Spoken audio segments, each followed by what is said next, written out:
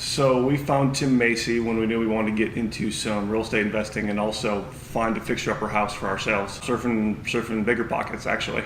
Just cruising around looking for local San Antonio realtors and kind of stalking them, to be honest, to see what they were all about, to see if they had what it takes to to find some good investment properties, because not every realtor can do that. So anyway, so we stalked you for a while and then finally reached out and went from there.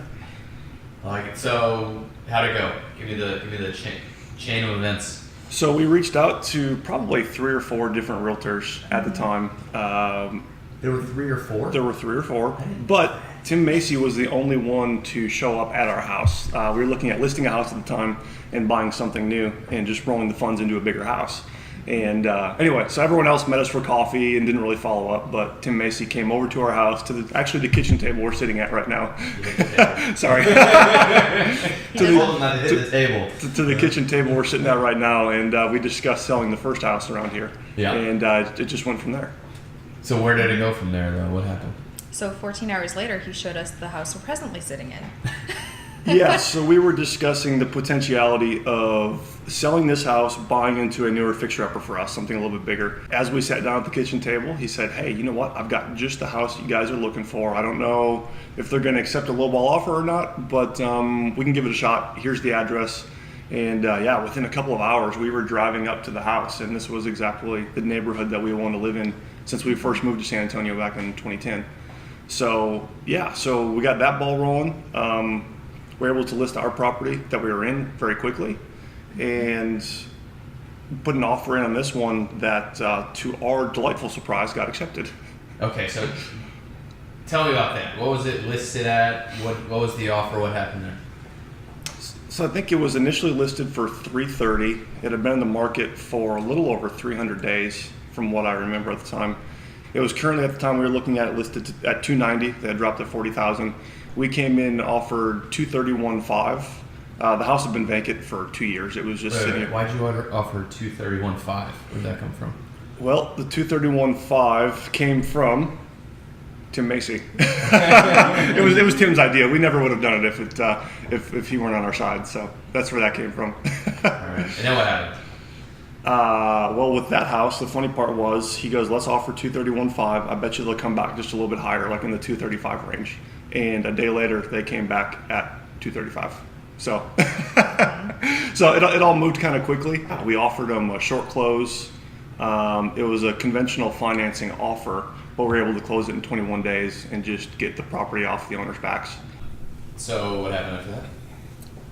Well, we got that one under contract. As we got that ball rolling, we listed the current house that we were living in at the time down by SeaWorld.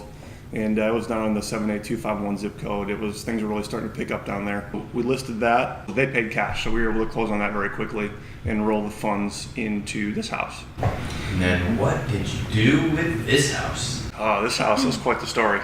Yeah. So we needed the equity spread to be able to do a pretty serious remodel. Essentially relaid out the entire first floor and updated every single room in the house is what we did. So it was a really nice house. It was in fantastic condition, but it was as if you were walking into 1982. It was fantastic shape, but dark brown, original carpets. There was an elderly couple that was living here at the time, so everything was in really fantastic condition. But it was what they call in the realtor world, it was functionally obsolescent. It was unusable. The kitchen was awful. It was a galley kitchen. Katrina and I couldn't even pass side by side in the kitchen. Yeah. So we realized that we had to do a really major rehab, which is where the low offer came from, and they accepted. So we had the equity to work with to be able to update it. Mm-hmm. So let's get personal. What'd you do with the rehab? What'd you put into it? Where were we at? So what we did in order to roll all the funds together and use it to our maximum efficiency is we put 5% down on this house to keep the cost out of pocket as low as possible on the actual purchase, so that we could keep the money to rehab the property. So we put 5% down and then rolled the funds from the last house into this one. Yeah. That was over and above. We did need to bring some money to it. But what we did is 6 months later, we did cash out refi on this, and it was just Yeah. enough to be able to pull out the money that we had put into it. Yeah, but you didn't. I remember you told me on the refi what they gave you as an appraisal on the refi. I was a little upset about it. You were upset about it because it seemed like it came in low. Yes. So we bought at 235, right? Yep. And then what we put in? We put at the time we put about 70,000 into it. 70,000 in. Okay. Yep. So we're all in at three. So with closing costs and such, it was about 310. 310. Okay. Yeah. What did it appraise at? Appraised for 340. Okay. Which was crap. Thing is not was- worth more than 340. Yeah. But anyways, so appraised at 340. You got all your cash out, and then you lived in it for how long? So at that point, we were pretty much had no money none of our own money into it. I guess it was all real estate produced, and we lived here for 2 years and 2 days, and we sold it again. And what did you sell it for? And we had it listed for $415, but it went under contract in about 12 days with an offer of $410, and All right. they came through, and it appraised for $410. So let's rewind a little bit. 235 purchase. What was it? 70 70. on the rehab. Yep. Refied at 340 with a crappy appraisal, which we talk about all the time, right? Appraisers aren't necessarily. And that was in accurate. December. That was December of 2016. Okay. So and about a then year and a half 2 ago. years later, sold for 415. Yep. 410. 410. 415 with 5 in closing, so 410. Is that what you're saying? Yeah. Okay. Yeah. Nice. Good stuff. So, Yeah. what'd you learn? What was like if you're walking away from this whole thing with one thing, and don't make it sound like I learned Tim Macy's the greatest, but like a real thing, which would be a great answer, by the way. But like you got one real thing that you learned from this experience. What would it be? Boy, what didn't we learn on this project? Yeah, that's a really long answer. Both, I guess, a positive and a negative, if you would. Yeah. The negative would be is we got in some contractor trouble on this one. So what I would do is I'd spend a lot more time screening, doing background checks, finding out if contractors if they're practically available, Yeah. if they're good enough to be able to do such a large scope rehab. So that got us into some trouble. We should have been a little less in the rehab, a lot less. But we had to fire the first crew and bring in the second ones. And they did a wonderful job for us. The second time around, we took it, we looked at it from a different light. We felt a little bit burned about it. So we found some people that really did a nice job for us, which turned it into what it is today. And then for a really good thing, just the power of, after we sold this house, we rolled it into another property and into our absolute dream home. And we're not in it more than about 10,000 of our own dollars that we've created over the course of the last couple of years. Everything else has been real estate produced. So just how that compounding effect can really affect you. Using, because you buy investment properties as well, but also using your personal residence and making sure you buy your personal residence with the opportunity to build a large amount of equity Absolutely. to roll in so you can get that dream home. I wanted this to be their dream home because I think it's awesome. But when I see the one they just bought in Colorado, I understand that one is more amazing. Yeah. The one thing that I really took from your experience was that you have to buy right.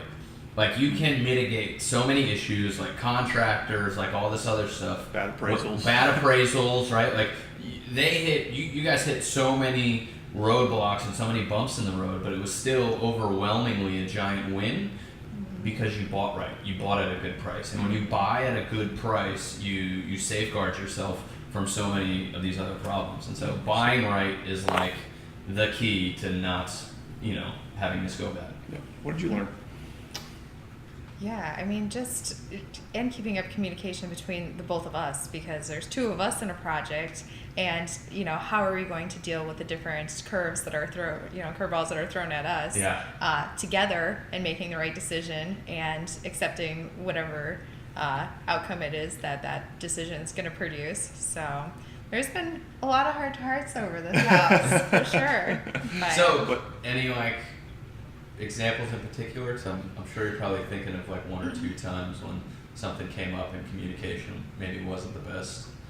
Yeah, for sure. I mean, just when we hired the contractors,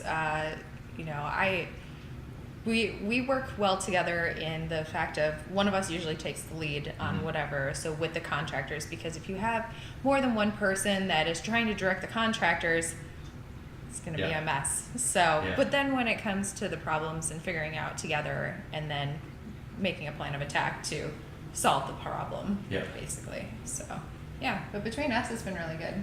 Did you think you learned any like hacks?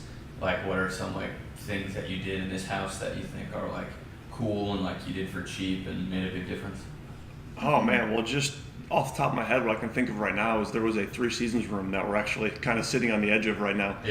It was awful. It had like this terrible blue carpeting. It was an exterior space. It was an exterior space, but it was unused. It had like 3 or 4 sliding doors in it. It was pretty bad. So we just ripped down those walls and extended out the kitchen into it. And all we really had to do was put paint, drywall, and flooring in. And it became part of the livable space. And became part of the livable space. So we added like almost 300 square feet to the house just by doing it. Cost next to nothing to do. Yeah, so the house felt a lot nicer, a lot more open. The kitchen flow of the house and everything. Plus you said 300 square feet. Yeah, what was the price per square foot you sold at? About 130. I'd have to look. So what's the quick math on that? 300 times 130?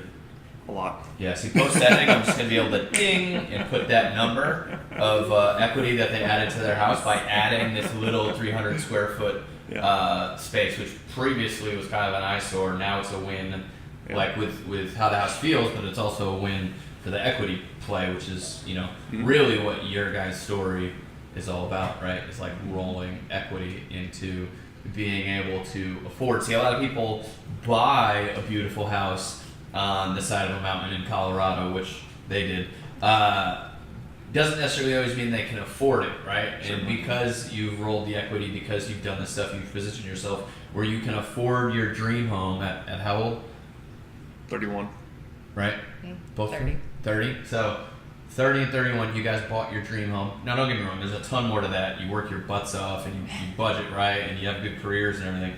But the equity game that you've played, right, from buying, when did you buy the Cashmere house? It was life-changing. We bought Cashmere in September of 2014. So 4 years Was that ago. Your first? That was home. That was the first house that we lived in. So what was the price of your first home? So we paid 108 for it. We did a small rehab. We did a small rehab with a Fannie Mae Home Path loan. Yeah.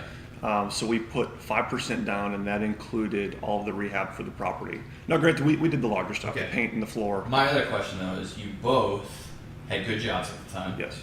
Right? And you said you're 24? We were at the time we were 26. 26? And 25, yeah. And how expensive a home do you think you could have afforded? Oh, gosh. With our W-2 income, we probably could have been, I don't know, probably close to 300. Yeah. We could have afforded per the bank. How much was the house you bought? 108. 108, right? So you bought a cheap house that you could put your own touches in, put some equity in, build some equity, sell it, right? Which I didn't help you buy that one, so it wasn't as much of a home run as this one. Yep.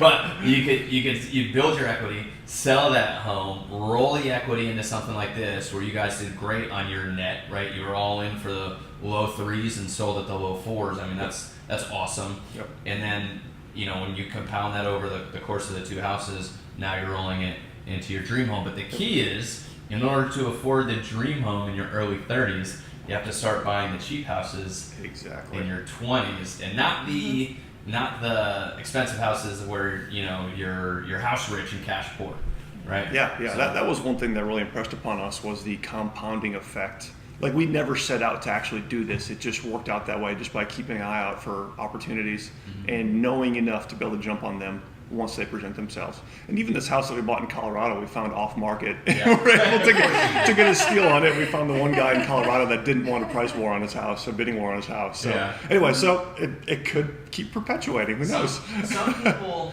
just have this natural ability to attract like awesome opportunities to themselves. Andrew and Katrina are those people.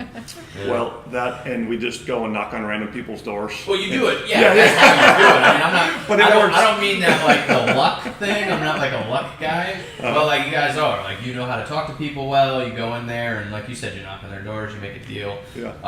Like this, like I sent you this one. You had just met me. And you could have been like skeptical, like I don't know, like what, but instead you saw it, you're like, this is the right thing. Let's make an offer. We made an offer. You got it done. Yep. And so I think that had a lot to do with it too. Yeah. Yeah. No, I'd say just keep an eye out for available opportunities. Like we were constantly, before we bought our first houses, we were reading every book from the library. We were in a different time back then. So instead of buying books, we were renting them from the library, or listening to podcasts, going out, tracking people and stalking them on Bigger Pockets. Just all the stuff we could to do to learn, so that when we felt that the time was right, we could jump on it with a good team and a good solid understanding of the situation.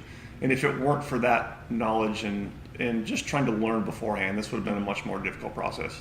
Yeah. But just pre-positioning yourself and giving yourself the flexibility to make the decisions when they come in front of you. and just living a good, like, responsible at-home life as well, like with your with your finances and budget, to be able to have the opportunity, the money when it presents itself. That's the important part. You can make $1 million a year. If you spend it all, you're not going to be able to do anything with it. So anyway, so it just takes a lot of self-discipline to be able to get there, but you keep seeing it through, it can work in your favor. It's powerful stuff.